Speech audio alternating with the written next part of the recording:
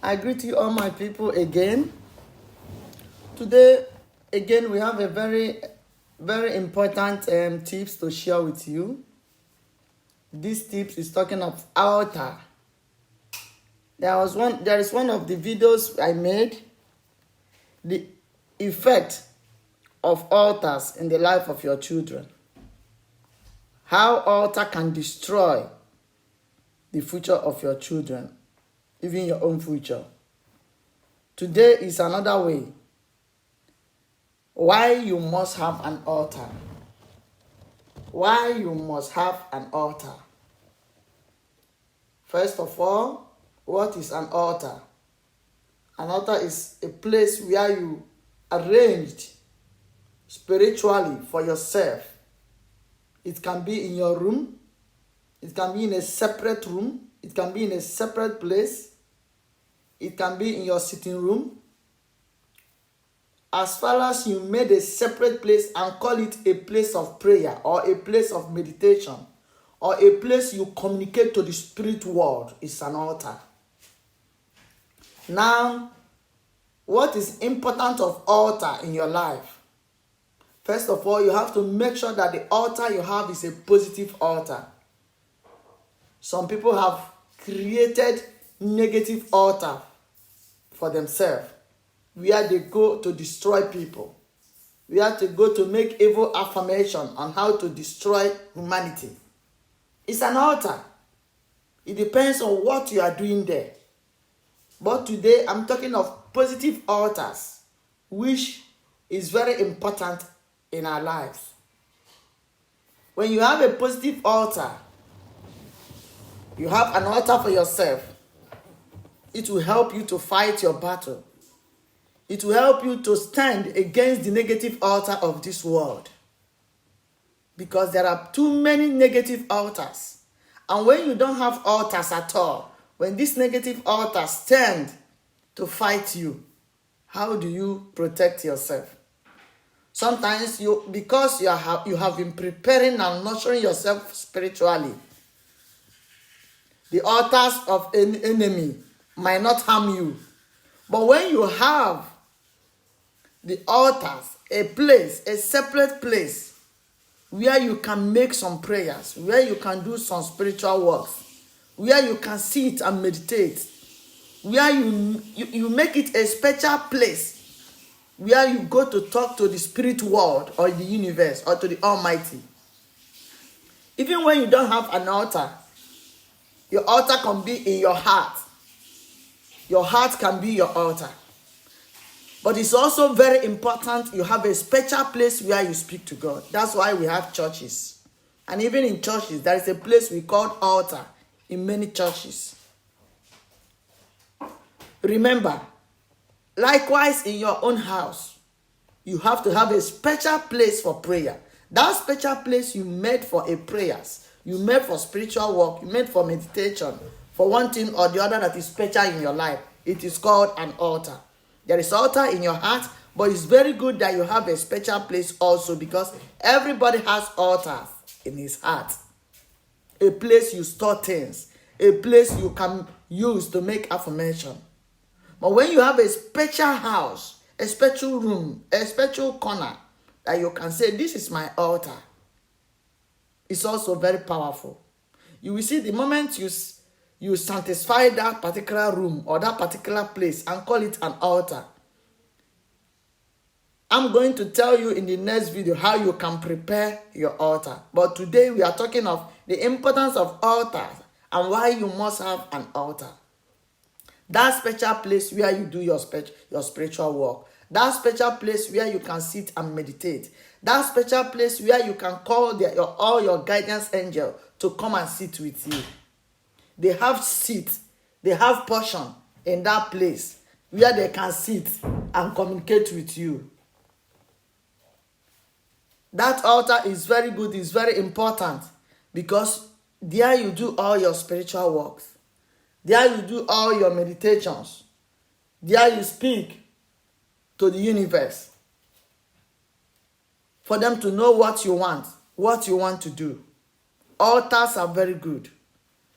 It can be a special room. It can be by the side of any side of your house. Make sure you have a special altar. And make sure you always keep it clean. Make sure you have a particular days you offer sacrifices. Your sacrifices can be thanksgiving. It can be praises. It can be worship songs. But what we are saying today is, do you have an altar? Another importance of having an altar, why you must have an altar. Your altar can stand against your enemies. Your altar can destroy the plans of the evil altars the enemies have taken your name to. When you have a powerful altar full of positivity, some people can drop their Bible in their altar. It's very good. Any positive things can be in your altar. Your white candle, your green candle, your Bible, your white garment, your Quran, anything can be in your altar. So this your altar now will stand against any evil altar the enemy have made with your name. Because your name is in your altar, your picture is also by any corner of your altar. Now, anywhere the enemy managed to take any of your pictures or your name, because even at the table of your altar, your name is written there for protection. The names of the members of your families are written there for protection. Now, let me tell you, if you made your altar so powerful, full of light and positivity, cleansing it and also cleansing yourself all time. If enemy take your name anywhere, and any bad altar or any negative altar, and they manage to take your name there, I want to tell you that all their plans can never stand against you. I want to tell you that everything they plan can never stand against you. Another reason why you must have an altar, like I said before, if enemy took your name or take your name or any members of family name to negative altars, to fight you or to destroy you, because you have altar full of light and your name or the names of your family members are there in your altar, and you are burning candle and praying every time on that name, there is a block of protection guiding your name in that your altar. There's a lot of good energy guiding your names and the names of your family members in that altar, in that your altar. So if evil people manage to take your name in any evil altar to destroy you or to destroy any members of your family, as far as your name is somewhere in your altar, taking protection every time you are doing work, I want to tell you that they can never get you. The next thing they will say that this person is a witch. Why did they say you are a witch? Why must they say that? Because they have tried you in many ways. They might have done a lot of things, but it didn't work for them. So they begin to think, this person must be a witch. This person must be that or that. Because your life is guided. Your life is protected. Your altar is strong. The altar where you put your name and the names of your family are strong. So if any negative altar want to stand against you, they will not stand. So I want to tell you, your altar cannot only be in your heart. The altars will be in your heart, but not only in your heart. You must have a separate place. You must have a secret place where you meditate and pray, where you do your spiritual work. If your altar is only in your heart, like people used to say, my altar is in my heart. If your altar is managed to be only in your heart and you want to burn candle, can you burn candle in your heart? Can you burn incense in your heart? But when you have a special place, a secret place, where you pray, where you communicate to the universe and the Almighty, that is in your altar. If you don't have enough room, just clean a corner. Anywhere, any corner. If you are sharing one room with anybody, just by the corner of your bed, you can drop your Bible there and call it your altar. Just make sure you don't mess the Bible up or you don't mess that corner up. So anything you go there and declare will come to pass. In the next video I'm going to make, I'm going to tell you how spiritual control physical. That whatsoever you declare, when you drop this Bible by the corner of the bed and said, this is my altar, I declare that anything I come here and declare, it will surely come to pass. Write your name or anybody that you want to be protected. You want the person to be protected. Write it, drop it inside that your Bible. Or by the corner of that place you call an altar. Even if you are sharing a room with someone, you can have an altar. By the side of that bed, you are sleeping. By the side of that table where you are reading, you can create a corner. Drop your candle or your Bible or whatever you are using for your meditation. Drop it there. Call it an altar. Once in a while, go there, sit, meditate, and pray. You can pray on your bed, you can pray in your heart, but have a place you call an altar, no matter how small it is. What is important about an altar is the energy and the power. An altar can be physically small but spiritually big. That small corner by the side of your table where you read your books, by the side of your bed where you sleep, that small place you always go and sit and pray, it can be on your altar. I want to tell you a story now.